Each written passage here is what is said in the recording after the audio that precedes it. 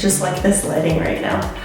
Okay, so those are all my favorite beginning Lyra moves, and they're just moves, like they're just tricks, and I hate even the idea of that because I think all movement should flow, but you have to have vocabulary in order to speak a sentence, right? So the next video will be some of those moves linked together in a fun, flowy sequence, because I love fun and flowy, with some spins as well. So I hope you enjoyed this video.